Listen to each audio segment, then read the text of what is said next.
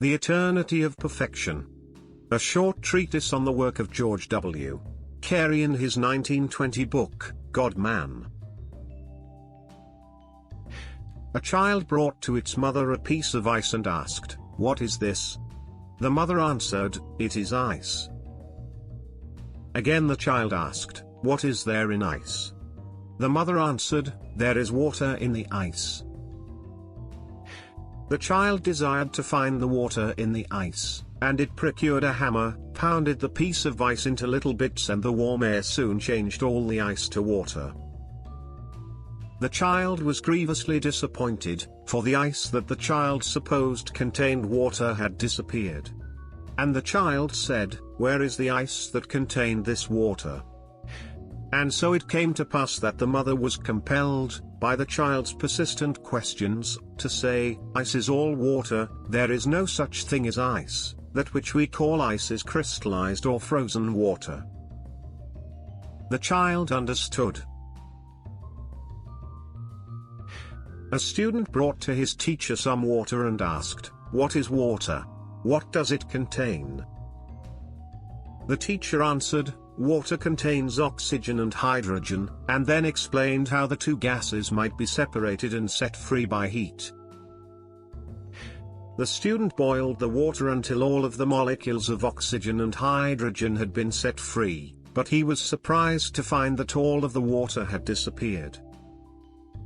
Then the student asked of the teacher, "Where is the water that held the gases that have escaped?" Then was the teacher compelled by the student's persistent questions to answer, "Water itself is the product of oxygen and hydrogen. Water does not contain anything other than these gases. In reality, there is no such substances or fluid as water. That which we name water is a rate of motion set in operation by the union of two parts of hydrogen with one part of oxygen, and, of course, the phenomenon disappears when the union of the gases is broken." The student understood. A devout scientist presented himself before God and said, "Lord, what are these gases men call oxygen and hydrogen?" The good Lord answered and said, "They are molecules in the blood and body of the universe." Then spoke the scientist, "Lord, wilt thou tell me of the kind of molecules that compose thy blood and body?" The Lord replied, "These same molecules, gases, or principles, compose my blood and body, for I and the universe are one and the same." Once again, the scientist said, "My Lord, may I ask, then, what is spirit and what is matter?" And thus answered the Lord, "As ice and water are one, and the gases and water are one, so is spirit and matter one. The different phases and manifestations cognized by man in the molecules of my body, that is, the universe, are caused by the word, thus, they are my thoughts clothed with form." Now the scientist felt bold, being redeemed from fear, and asked, "Is my blood, then, identical with thy blood in composition and divine essence?"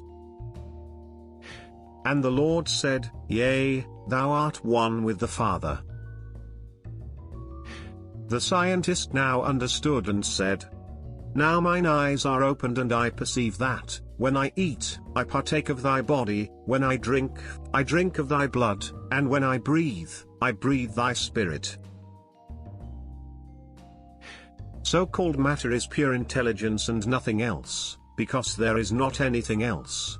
Pure intelligence cannot progress or become better. There is nothing but intelligence. Omnipresence, omnipotence, and omniscience must mean intelligence, therefore these terms are all included in the word.